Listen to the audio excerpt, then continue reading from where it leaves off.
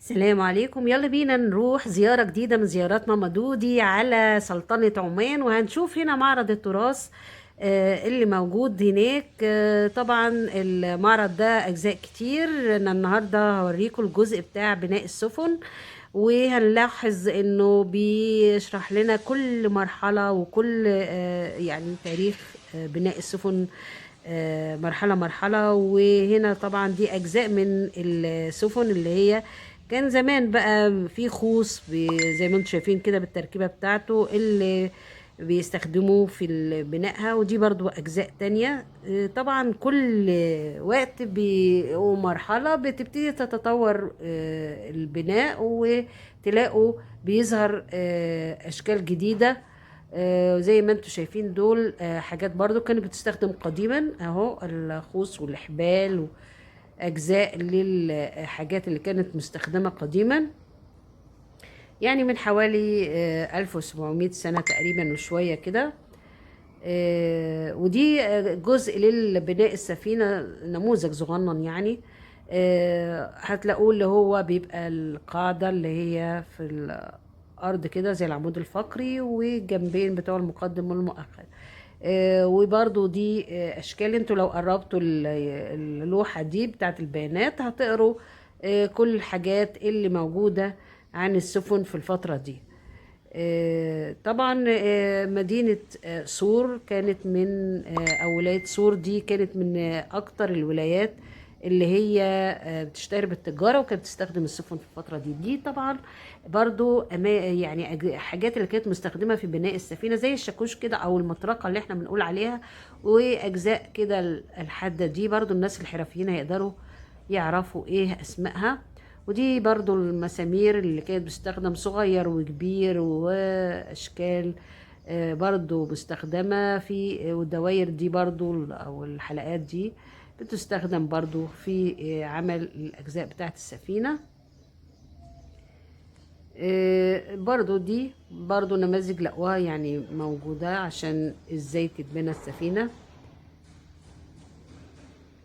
وكذا حاجة يعني موجود أشكالها. وكل البيانات اهي زي ما انتم شايفين كده، لو كبرتوا هتقروا البيانات بتاعت كل نموذج. وهنا طبعا النموذج ده باين لك النموذج الأولاني خالص بأول مرحلة اللي هي بناء الفقرات اللي هي في النص والمقدم والمؤخر واللي بالعرض، وبعد كده يبتدي يعمل اللي هي بتعمل الجسم بتاع السفينة والجزء اللي على حرف يو ده، وبعد كده يبني من جوه.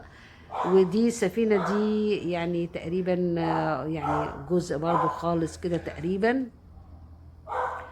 وزي ما انتم شايفين كده ده النموذج اللي هو خالص تقريبا يعني من فترة طويلة مقبولة النماذج دي. ودي بيانات بقى موجودة عن السفن والكلام ده، والبوصلة والحاجات اللي هي زمان بقى. يعني كل دي معلومات ايه موجودة هي. ممكن حضراتكم تكبروا وتقروا اي معلومة عايزين تعرفوها من اللي موجودة دي. زي ما انتم شايفين المعرض جميل جدا لانه هو بيحكي لنا تاريخ السفن والخامات المستخدمة في فترة من فترات الزمن. كل الحاجات دي طبعا الواحد يحب يحتفظ بيها. برضو هندخل على جزء جديد اللي هي الأجزاء برضو دي اللي هي بيعملوا بيها السفينة ويربطوا بيها الأجزاء والكلام دهوت. دي الصور برضو هتوضح لك كل حاجة. هندخل بعد كده على الشراع بتاع السفينة اللي هو أشكال مختلفة.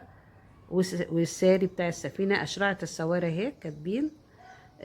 في مستطيل دوت، وفي اللي هو على شكل مثلث شوية، هو زاوية 45 تقريبا.